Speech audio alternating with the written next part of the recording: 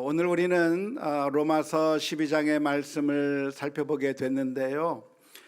이 로마서 12장의 말씀을 시작하면서 첫 단어가 그러므로라고 하는 말로 시작하고 있습니다. 그러므로 형제들아, 내가 하나님의 자비하심으로 모든 자비하심으로 너희를 권한다 라고 말씀하고 있는데요. 여기서 그러므로라고 하는 말은 앞뒤를 어떻게 연결시켜 주는 것인가요? 논리적인 결론격으로 말하는 것이죠. 지금까지 무슨 이야기를 쭉 이야기한 다음에 그러니까 말이야 하면서 얘기하는 거죠. 지금까지 많은 이야기를 한 다음에 그 많은 이야기들의 근거에서 그러므로 이제는 이야기하는 겁니다. 따라서 오늘 본문의 말씀을 이해하기 위해서는 앞에서 무슨 내용이 있었는지를 기억해 보는 것이 중요할 것 같아요. 앞에서 무슨 내용이 있었죠? 다 까먹었죠?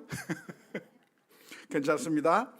아무튼 로마서를 우리는 크게 두 부분으로 나눌 수가 있겠는데, 로마서 1장에서부터 11장까지는 우리가 어떻게 구원을 받는 것인가에 대한 것을 여러 차례에 걸쳐서 설명해 왔습니다. 우리가 구원을 받는 것은 어떻게 구원을 받습니까? 하나님의 은혜로 구원을 받는다. 그게 1장에서부터 11장까지의 결론입니다. 우리가 어떻게 구원받는가? 내가 열심히 착한 일을 많이 해가지고 그래서 완벽하게 되었을 때 구원받는 게 아니고, 내가 율법을 열심히 잘 지켜서 완벽하게 수행해서 그래서 구원받는 게 아니고, 내가 무엇인가를 하나님 앞에 많이 드려서 구원받는 게 아니고, 우리가 어떻게 구원을 받는다? 오로지 하나님의 은혜로 구원받는다. 하나님이 어떠한 분이신가? 하나님은 사랑이 많으시고 은혜가 풍성하신 하나님이셔서 우리를 불쌍하게 여기신 그 하나님께서 하나밖에 없는 그 아들을 십자가에 내어주심으로 말미암아 십자가 위에서 피 흘려 돌아가시게 만드셨고, 바로 그 주님의 은총 때문에 우리가 거저 값없이 공짜로 구원 얻게 되었다고 하는 것이 로마서 1장에서부터 11장까지 지금까지 계속해서 반복해서 가르쳐준 내용입니다. 기억이 나십니까? 그 말씀을 하고 난 다음에 우리가 구원받는 것은 우리의 율법의 행위에 의해서 구원받는 것이 아니고, 그 어떤 우리의 노력에 따라서 구원받는 게 아니고, 내가 할례를 받았기 때문에 구원받는 게 아니고 오로지 하나님의 은혜로 구원을 받는 것이다 라고 이야기를 한 다음에, 이제 그러므로 오늘 12장의 말씀을 해주고 있습니다. 우리가 공짜로 하나님의 은혜로 구원을 받았다고 하는 이 사실에서 우리는 어떤 결론을 내릴 수 있을까요? 우리가 구원을 얻는 것이 우리의 행위에 의해서가 아니라, 율법을 완전히 지켜서가 아니라 하나님께서 은혜를 베풀어 주셨기 때문에 구원받는다고 하는 것이 결론이라고 한다면, 그러면 우리는 그 다음 그러므로 어떻게 하는 것이 옳을까요? 두 가지 가능성이 우리들에게 있을 것이라고 생각을 합니다. 한번 도표를 봤으면 좋겠는데요. 우리의 구원이 무엇인가? 우리가 구원받는 것은 행위에 의해서 구원받는 것이 아니고 하나님의 은혜로 구원받는 것이 확실하다고 한다면, 그러면 어떤 결론이 나올 것인가? 두 가지 결론이 나올 수 있을 것입니다. 첫 번째 결론이 있다고 한다면, 그래? 그러면 그냥 마음대로 아무렇게나 살아도 괜찮겠네 라고 하는 결론이 나올 수 있습니다. 이제 치워주시죠. 우리가 열심히 착하게 살아야 구원을 얻는다고 한다면 열심히 착하게 살아야죠. 우리가 무엇인가 완벽해야만 구원을 얻는다고 한다면 완벽해지기 위해서 노력하게 될 것입니다. 하지만 우리의 구원이 그러한 것에 달려 있는 것이 아니라 하나님께서 누구든지 은혜로 구원을 베풀어 주시는 것이라고 한다면, 많은 사람들이 어떤 생각을 하냐면, 그래, 그러면 내가 굳이 그렇게 열심히 살 필요 없겠네, 굳이 하나님의 말씀 지키면서 살지 않아도 되겠네, 마음대로 살아도 되겠네라고 하는 그런 결론을 내리기가 쉽습니다. 예를 들어서 이제 한 달 뒤면 무엇이죠? 대학 수학 능력 시험이 있습니다. 11월 16일에 하나요? 지금 대학 수능이 지금 다가왔는데, 그 수능을 앞에 두고 우리 학생들이 정말 열심히 공부하고 있어요. 그렇죠? 정말 열심히 공부하고 있습니다. 그렇게 열심히 공부하고 있는 이유가 무엇이에요? 좋은 점수를 맞아야 좋은 대학에 가기 때문에 그래요. 내가 열심히 공부해서 그래서 좋은 성적을 얻어야만 되고 그래야만 좋은 대학을 갈 수 있기 때문에 열심히 공부하는 겁니다. 정말 불쌍하도록 열심히 공부해요. 그런데 만일 대학에 입학하는 것이 성적순에 의해서 입학하는 것이 아니라 그냥 다 입학시켜 줄게, 너는 내 아들이니까 입학시켜 줄게 하면 공부할 필요 있어요, 없어요? 공부 안 하죠. 누가 공부하겠어요? 그냥 대학 갈 수 있다는데, 그냥 좋은 대학 아무나 들여갈 수 있게 해주겠다고 하는데 누가 열심히 공부하려고 들겠습니까? 우리는 지금 열심히 일을 하고 있는데요, 열심히 일을 하고 있는 이유가 무엇입니까? 그것은 우리가 열심히 일을 해야 돈을 벌 수 있기 때문에 그런 것이죠. 우리가 생활비를 어떻게 버는가? 그냥 누가 주는 게 아니고 열심히 일을 하고 수고해야, 그래야 생활비를 벌 수 있기 때문에 열심히 일을 하고 있는 겁니다. 그런데 만일 우리가 열심히 일을 하지 않아도 그냥 정부에서 매달 우리가 충분히 먹고 살 만한 돈을 계속 공짜로 준다고 한다면 여러분들 일하겠어요? 그냥 놀러 다니겠어요? 놀러 다닐 겁니다. 굳이 일할 필요가 없는 것이죠. 이와 마찬가지로 하나님께서 우리들에게 구원을 그냥 주신다고 한다면, 하나님의 은혜로 우리에게 구원을 베풀어 주신다고 한다면, 많은 사람들의 생각이기를, 그래, 그러면 이제는 마음대로 살아도 괜찮겠네 라고 하는 그런 생각을 하게 될 수가 있다고 하는 겁니다. 그런데 그런 반응만이 아니라 두 번째 반응이 나올 수가 있습니다. 아까 보여줬던 것을 다시 한번 보여줬으면 좋겠는데요, 만일 우리의 구원이 하나님의 은혜로 구원을 받는 것이라고 한다면, 그러면 우리는 어떤 결론을 내릴 수가 있는가? 이제는 정반대로, 아 그래, 우리가 하나님의 은혜로 구원을 받는단 말이야. 그렇다고 한다면 그 은혜가 너무나도 감사하고 그 은혜가 너무나도 놀라워서, 하나님 이제는 내가 더러운 짓을 다시는 안 하겠습니다. 이제는 이기적으로 살지 않겠습니다. 이제는 하나님의 뜻대로 살겠습니다. 이제는 거룩한 삶을 살겠습니다 라고 하는 그런 반응이 나올 수가 있는 것이죠. 그럴 수 있나요? 그럴 수 있습니다. 예를 들면 어떤 경우가 그런 경우라고 할 수 있겠습니까? 그건 바로 우리가 부모님의 사랑을 받았을 때입니다. 우리가 부모님으로부터 사랑을 받는 것은 우리가 무엇인가를 잘해서 받는 것이 아니라 그냥 주어지는 부모님의 사랑과 은혜예요. 아이가 태어나는 그 순간부터 부모는 자녀들을 위해서라고 한다면 모든 사랑을 다 쏟아줍니다. 아프면 그 아이가 건강해질 때까지 열심히 돌봐줄 뿐만 아니라 먹을 것을 공급하고 입을 것을 공급하고 이 아이가 잘 되기를 위해서 노심초사하면서 이 아이를 기르는 그 부모의 그 마음, 우리 모두가 잘 알고 있는 것인데요, 그 사랑을 자녀들이 얻을 수 있는 방법이 무엇입니까? 내가 학교 가서 공부 잘해야만 그런 사랑을 받나요? 내가 무엇인가 금메달을 따와야만 그런 사랑을 받나요? 아니요. 실패해도 별 볼 일 없고, 오히려 약하면 약할수록 부모가 자녀들을 더 많이 사랑해주고, 부모의 사랑은 조건이 없는 사랑이어서 내가 무엇인가 완벽했기 때문에 부모님이 나를 사랑해 주는 것이 아니라 그냥 한없는 그 부모님의 그 사랑을 일방적으로 받게 되는 것이죠. 그런데 그러한 사랑을 받은 우리들의 마음 가운데 어떤 생각이 듭니까? 그래, 부모님은 나를 무조건 사랑해 주는구나. 끝까지 우리 부모님을 내가 마음껏 이용해 먹어야지 라고 하는 생각이 드나요? 그게 아니에요. 너무나도 고마워서 우리 부모님에게 잘해주고 싶어요. 잘 모를 때는 그냥 우리가 부모님을 속삭인 적도 있지만, 잘 모를 때는 우리가 그냥 부모님의 마음을 아프게 하는 말들을 그냥 내뱉었지만, 그러나 부모님의 사랑을 알게 된 그 이후로는 우리가 부모님을 사랑할 수밖에 없는 것이죠. 내가 아기를 낳아보니 부모님이 나를 그렇게 사랑해 줬구나.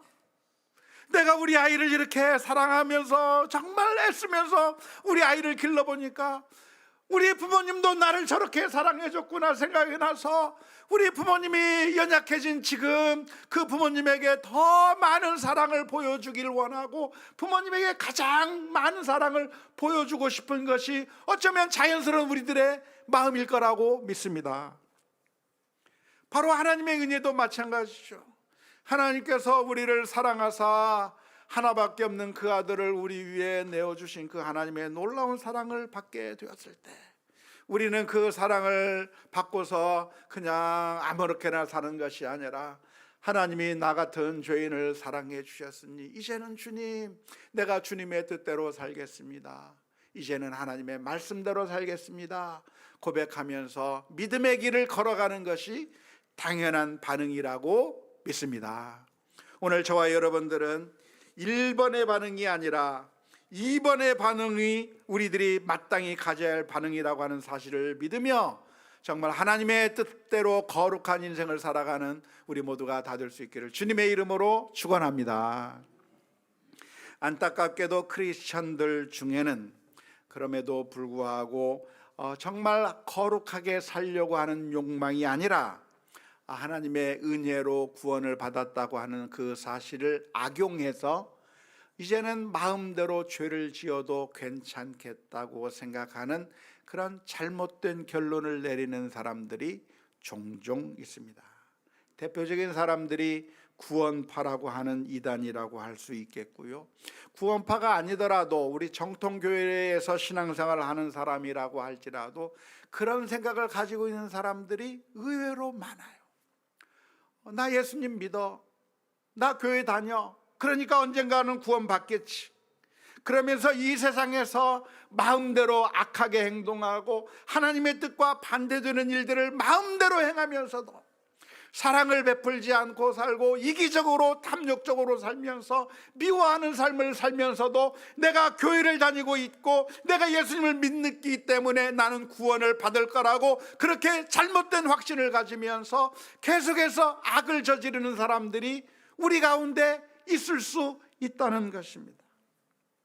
하지만 오늘 성경 말씀은 우리들에게 무엇을 가르칩니까?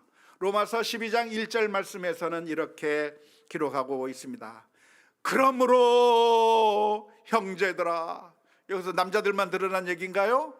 아닙니다. 모든 사람이 다 들어야 될 하나님의 말씀이에요.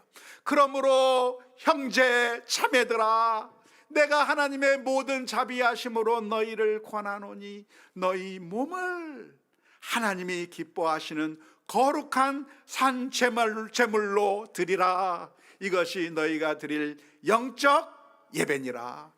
우리가 하나님의 그 은혜로 말미암아 구원을 받았다고 한다면 이제는 마음대로 살아라가 아니라, 그러므로 이제는 너희 몸을 하나님이 기뻐하시는 영적인 산 제물로 드려라 하는 것이 오늘 본문의 말씀입니다. 우리는 하나님의 은혜로 구원을 받았기 때문에 이제는 어떻게 살아야 될 것인가? 마음대로 사는 것이 아니라 우리들의 몸을 하나님께 산 제물로 드려야 될 줄로 믿습니다. 우리의 몸을 산 제물로 드린다고 하는 말이 무슨 말입니까? 우리의 몸을 산 제물, 살아있는 제사, 살아있는 제물로 드리라고 하는 말이 무슨 의미일까요? 어떻게 하면 우리의 몸을 하나님 앞에 드릴 수 있는 것이죠? 어떻게 제물로 바치는 것이죠? 여기서 몸이라고 하는 것은 무엇을 의미하는 건가요? 우리의 육체를 가리키는 것인가요? 육체를 가리키는 것이 아니라 사실은 우리의 인생 전체를 가리키는 말입니다. 우리들의 몸이라고 하는 말로 우리들의 삶 전체를 나타내고 있는 표현이라고 할 수 있겠는데요. 그러니까 우리들의 삶 전체를 하나님께 드려라 이 말이야. 우리의 인생 전체를, 우리들의 삶 전체를 하나님 앞에 제물로 드리는데 어떻게 제물로 드려라? 죽여서 드리는 것이 아니라 살아있는 제물로 하나님께 드리라고 말씀하고 있습니다. 그 옛날 제사를 드릴 때는 짐승을 잡아 죽여서 제물로 드렸습니다. 짐승을 잡아 죽인 이유가 무엇이었죠? 우리의 죄값을 치르기 위해서였습니다. 내가 죄를 지으면 죄의 싹은 사망이기 때문에 죽어야 마땅한데, 내가 죽어야 마땅한 죄를 지었지만 하나님 짐승을 대신 잡아 죽여서 우리가 죽는 것을 대신해서 짐승이 죽게 만들고, 그래서 대신 우리의 죄값이 치러진 것이고, 그래서 우리를 용서해 달라고 하는 의미에서 짐승을 잡아 죽여서 하나님 앞에 제사를 드린 것이 구약의 제사 제도였습니다. 하지만 이제는 우리는 더 이상 그런 제사를 드릴 필요가 없죠. 왜 없습니까? 그것은 예수님께서 이 세상에 오셔서 예수님의 몸으로서 제사를 드렸기 때문입니다. 십자가 위에서 피 흘려 주심으로 말미암아 우리의 죄값을 다 치러 주셨기 때문에 이제는 더 이상 다시는 그런 제사를 드릴 필요가 없어지게 된 것이죠. 히브리서 10장 10절에서부터 14절의 말씀에 보면 예수님께서 드리신 제사에 대해서 이렇게 설명하고 있습니다. 이 뜻을 따라 예수 그리스도의 몸을 단번에 들이심으로 말미암아 우리가 거룩함을 얻었노라. 제사장마다 매일 서서 섬기며 자주 같은 제사를 드리되 이 제사는 언제나 죄를 없게 하지 못하거니와 오직 그리스도는 죄를 위하여 한 영원한 제사를 드리시고 하나님 우편에 앉으사 그 후에 자기 원수들을 자기 발등상이 되게 하실 때까지 기다리시나니 그가 거룩하게 된 자들을 한 번의 제사로 영원히 온전하게 하셨느니라. 다시 말하자면 예수님께서 영원한 제사, 완벽한 제사를 드리셔서 이제는 더 이상 우리가 제사를 드릴 필요가 없게 되었다 말하고 있는데요. 그런 이제는 더 이상 제사를 드릴 필요가 없는 우리는 그럼 어떻게 하면 되는가? 그냥 마음대로 살아라가 아니라 이제는 우리의 몸으로, 우리의 인생으로 살아있는 제사, 죽이는 제사가 아닌 살아있는 제사를 하나님 앞에 드리라고 하는 것입니다. 하나님께 어떻게 우리가 살아있는 제사를 드릴 수 있을까요?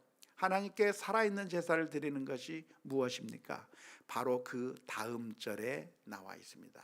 로마서 12장 2절 말씀에 보면 너희는 이 세대를 본받지 말고 오직 마음을 새롭게 함으로 변화를 받아 하나님의 선하시고 기뻐하시고 온전하신 뜻이 무엇인지 분별하도록 하라. 한마디로 말하면 무슨 말이에요? 하나님의 선하신 뜻에 따라 거룩한 삶을 살아라. 변화된 삶을 살아라. 이제는 죄를 짓지 말고 하나님의 기뻐하실 일을 하면서 살아라 이 말이에요. 죄 용서함을 받았으니까 이제 나는 마음대로 살아야 된다가 아니라 이제는 더 이상 죄를 짓지 말고 하나님께서 기뻐하실 일들을 생각하며 그걸 무엇이 하나님을 기쁘시게 할 것인가를 생각하면서 믿음으로 살아라 이 말이에요. 오늘 이 말씀은 우리들에게 아주 중요한 관점을 제시해 주고 있는데요. 하나님께 드려지는 예배가 무엇이냐라고 하는 것에 대해서 아주 중요한 관점을 제시해 주고 있습니다. 예배가 무엇입니까? 예배가 무엇이 예배입니까? 오늘날 지금 이렇게 우리가 주일날 함께 앉아서 드려지는 예배가 예배죠. 그런데 이 예배로 충분하지가 않다는 겁니다.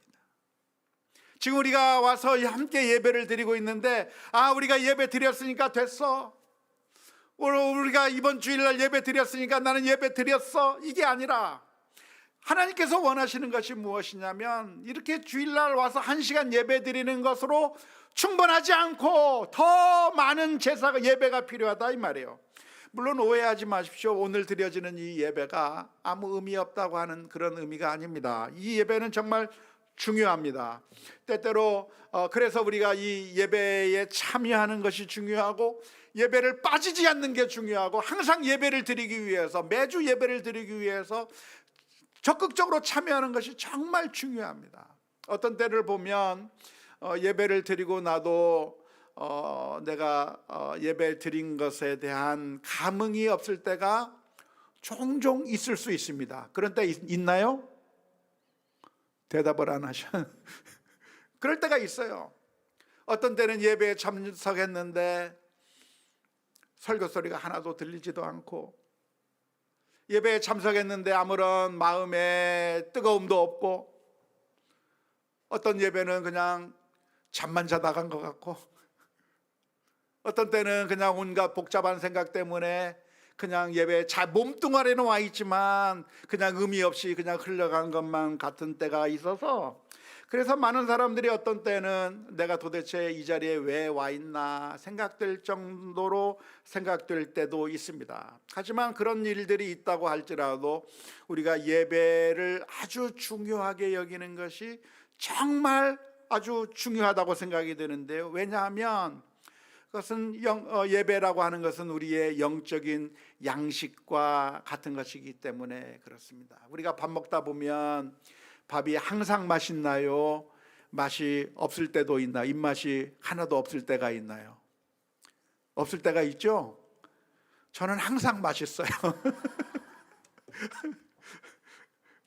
그런데 어떤 사람들은 밥을 먹는데 어떤 때는 식욕이 떨어져서 먹고 싶지 않은 때가 있어요.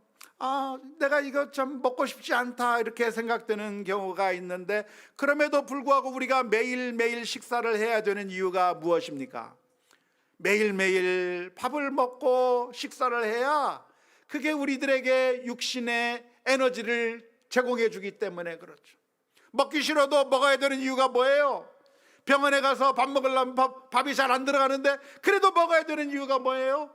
그래야 에너지가 생기기 때문이고, 밥이 보약인 것이고, 그래야 내가 힘을 내서 살게 되는 것과 마찬가지로 예배도 마찬가지. 예배도 때로는 어떤 때는 재미가 없는 것 같고, 때로는 어떤 때는 아무런 의미가 없는 것처럼 느껴진다고 할지라도 우리가 계속해서 예배를 사모하고 주님 앞에 나와야 되는 이유가 있다고 한다면 이것이 우리의 영적인 에너지를 공급해 주기 때문이고, 우리가 하나님의 그 앞에 예배 드리는 것을 통해서 우리가 하나님의 놀라운 은총을 받아 누리기 때문에 그렇습니다.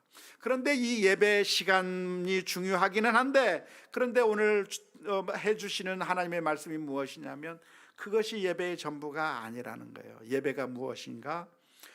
우리가 모여서 드리는 이 예배뿐만이 아니라 우리들의 삶 가운데서 하나님의 선하시고 기뻐하시고 온전하신 뜻이 무엇인지 분별하면서 그 하나님의 뜻에 따라 순종해 나가는 게 예배다 이 말이에요. 영과 진리로 예배드리는 예배는 우리들의 전 삶이, 우리들의 모든 시간 하나하나가 하나님 앞에 드려지는, 하나님의 뜻에 따라 순종하며 나가는 그 삶을 살게 될 때 그게 진정한 예배라고 하는 사실을 믿을 수 있기를 주님의 이름으로 축원합니다. 이러한 우리의 삶 전체가 예배가 되어야 된다고 하는 개념은 신약 시대에 들어와서 새로 생긴 개념이 아니라 사실은 하나님께서 처음부터 말씀하셨던 거예요. 이스라엘 민족을 향해서 번제를 드려라, 희생제사를 드리라고 말씀하셨을 때에도 하나님께서 원하신 것은 무엇이냐면 번제를 그냥 드려버리기만 하면 됐다는 게 아니에요. 내가 죄를 지었으면 하나님 앞에 나아가서 제사를 드렸는데 하나님의 그 관심사가 뭐겠어요? 제사를 드릴 때 하나님께서 가장 중요한 게 보시는 것이 무엇이겠어요? 이 제사를 드리는 자가 얼마나 값비싼 좋은 제물을 드렸나, 하나님께서 그것을 바라보시는 건가요? 아니요. 하나님은 그게 상관이 없어요. 양을 드렸느냐, 소를 드렸느냐, 비둘기를 드렸느냐, 얼마나 가치 있는 걸 드렸느냐, 그게 하나님의 관심사가 아니라 제물을 드리는 그 사람이 통회하고 자복하는 마음으로 하나님 앞에 나왔느냐, 하나님 앞에 엎드려 울는 심령으로 나왔느냐, 하나님께서 그것을 바라보는 것이죠. 회개의 제사를 드리면서 마음에 통회하고 자복하면서, 하나님, 제가 하나님의 뜻대로 살지 못했습니다. 이제는 내가 하나님의 뜻대로 살겠습니다 결단하면서, 그래서 자신의 삶을 바꾸어 나가는 그 모습을 하나님께서 보시기를 원했던 거예요. 그런데 이스라엘 민족이 했던 것이 무엇입니까? 이스라엘 민족들은 그런 통회하고 자복하는 마음이 없이 하나님 앞에 죄 지었으니까 그냥 좋은 제물 드리고 또 나가서 또 죄짓고 또 악한 일하고 또 형제 미워하고 또 시기하고 질투하고 또 남의 것을 탈취하고 악한 짓을 계속하면서, 그러면서 내가 번제 드렸으니까 됐다라고 생각하는 그런 경우가 많이 있었는데, 그것을 하나님께서 원하시는 것이 아니고, 그러한 모습을 보여줄 때 하나님께서는 너희는 내게 제사를 가져올 필요가 없다, 나는 그거 싫어한다고 말씀하시는 것이죠. 하지만 다윗은 깨달았어요. 하나님께서 무엇을 원하시는가? 하나님은 상하고 회개하는 심령을 원한다고 하는 사실을 알고 하나님 앞에 엎드린 겁니다. 시편 51편 16절 17절의 말씀에 다윗은 이렇게 노래했습니다. 주께서는 제사를 기뻐하지 아니하시나니 그렇지 아니하면 내가 드렸을 것이라. 주는 번제를 기뻐하지 아니하시나이다. 하나님께서 구하시는 제사는 상한 심령이라. 하나님이여, 상하고 통회하는 마음을 주께서 멸시하지 아니하시리이다. 다윗은 하나님 앞에 서면서 자신의 죄를 깨닫고 울부짖으면서, 하나님, 제가 잘못했습니다. 하나님, 제가 하나님 앞에 큰 범죄를 저질렀습니다. 울면서 통회하며 나갈 때 하나님께서 그 다윗을 다시 받아주시고 회복시켜 주신 것이죠. 안타깝게도 우리 크리스천이라고 하는 이름을 가지고 있는 사람들이 하나님의 은혜를 악용하는 경우가 너무나도 많습니다. 내가 하나님 앞에 예배드렸고 나는 예수님을 믿었기 때문에 마음대로 죄를 지어도 괜찮다고 생각하면서 살아가고 있는 그런 사람들이 있기 때문에 불신자들, 우리 크리스천들을 보면서 구역질 난다고 말하고 증오하는 모습을 보여주는데요, 그것은 당연한 것이고, 어쩌면 우리도 사실 내 자신이 그러한 모습을 가지고 있다고 한다면 우리 자신에 대해서 증오하는 마음을 가져야 할 것이에요. 우리는 무엇을 바라보아야 됩니까? 하나님 앞에 우리가 회개하는 마음으로 서야 되는 것이고, 하나님의 은혜로 거저 구원을 받았다고 한다면 그러므로 이제는 우리의 삶을 하나님 앞에 거룩한 살아있는 제사로 하나님의 뜻을 분별하면서 하나님의 뜻에 순종하며 나아가는 우리 모두가 다 될 수 있기를 주님의 이름으로 축원합니다. 우리 일주일동안의 삶이 하나님 앞에 거룩해져야 합니다. 가정에서의 삶이, 직장에서의 삶이, 사람들과의 관계가 그 속에서 하나님의 뜻에 따라 순종하며 살아가야 그것이 참된 예배가 되는 거예요. 그것이 없이 우리들의 삶은 완전히 내팽개쳐버린 채 우리들의 가족 가운데서, 우리들의 이웃과의 관계 가운데서 마음을 닫아버리고 미워하고 우리들이 하나님의 뜻대로 살지 않으면서 하나님 앞에 나오면 그 예배는 참된 예배가 될 수 없다고 말씀해 주고 있는 것입니다. 에베소서 6장 5절에서부터 8절 말씀에 이렇게 권면합니다. 종들아, 두려워하고 떨며 성실한 마음으로 육체의 상전에게 순종하기를 누구에게 하듯 하라? 그리스도께 하듯 하라. 눈가림만 하여 사람을 기쁘게 하는 자처럼 하지 말고 그리스도의 종들처럼 마음으로 하나님의 뜻을 행하고 기쁜 마음으로 섬기기를 누구에게 하듯 하고 주께 하듯 하고 사람들에게 하듯 하지 말라. 이는 각 사람이 무슨 선을 행하든지 종이나 자유인이나 주께로부터 그대로 받을 줄을 알미라. 우리는 사람을 볼 때 사람으로 보지 말고 누구로 봐야 됩니까? 주님으로 봐야 됩니다. 옆에 사람 한번 쳐다보세요. 주님으로 보셔. 주님으로. 우리가 예배하러 나올 때 우리는 예배 시간에 정말 여러분들이 최선을 다해서 예배에 나오는 모습들을 봅니다. 교회에 올 때 그냥 대충 하고 나오시는 분 계신가요? 없어요. 우리 교회 성도님들 보면 교회 나올 때 어떻게 하고 나오시냐면 정말 최선의 모습을 하고서 교회 예배에 나오셔요. 왜 그래요? 왜 그래요? 내가 지금 하나님 앞에 예배하러 가지. 예배하러 가니까 그냥 함부로 갈 수 없고 내가 하나님을 만나러 가기 때문에, 하나님께 예배하기 때문에 나의 가장 좋은 모습으로 하나님 앞에 가려고 하는 모습들이 우리들에게 있어요. 그런데 그 모습이 어디서도 나타나야 된다는 말이에요. 24시간 일주일 내내 평상시에 다 나타나죠. 내 남편을 바라볼 때, 아내를 바라볼 때, 우리 자녀를 바라볼 때, 우리 이웃을 바라볼 때, 그 누구를 바라볼 때 그 모두를 다 우리가 예수님을 만나듯이, 내가 하나님 앞에 서듯이 모든 사람들을 사랑하고 섬기는 것이, 그것이 우리가 하나님 앞에 예배하는 길이고, 사람들을 하나님의 사랑으로 돌아보는 것이, 그것이 바로 하나님 앞에 예배하는 길이라고 하는 사실을 믿으며 우리의 예배가 모든 삶의 구석구석 가운데서 넘쳐날 수 있기를 주님의 이름으로 축원합니다. 우리 자신을 하나님 앞에 살아있는 제사로 드리는 것은 힘들고 어려운 것입니다. 제사는 원래 어떻게 드리는 것이죠? 죽여서 드리는 것입니다. 죽이는 것처럼 그렇게 심각한, 죽이는 것처럼 그렇게 아주 철저한 그 헌신처럼 우리를 죽이지는 않지만 살아있는 상태로 살지만, 그러나 내가 죽음을 무릅쓴 것과 같은 그런 힘든 결단으로 하나님을 예배하며 살아가는 우리들의 삶들이 다 될 수 있기를 주님의 이름으로 축원합니다. 왜 우리가 그렇게 해야 되죠? 왜 우리가 그렇게 거룩한 삶을, 하나님의 사랑을 사랑하면서 살아야 되는 이유가 무엇입니까?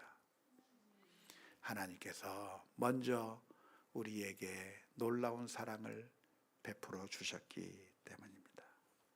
하나밖에 없는 그 아들을 우리 위에 내어주신 하나님의 놀라운 사랑을 우리가 먼저 받았기에 그 사랑을 가지고 살아가는 가운데 하나님 앞에 온전히 드려지는 예배가 되는 우리의 모든 삶이 될 수 있기를 주님의 이름으로 축원합니다.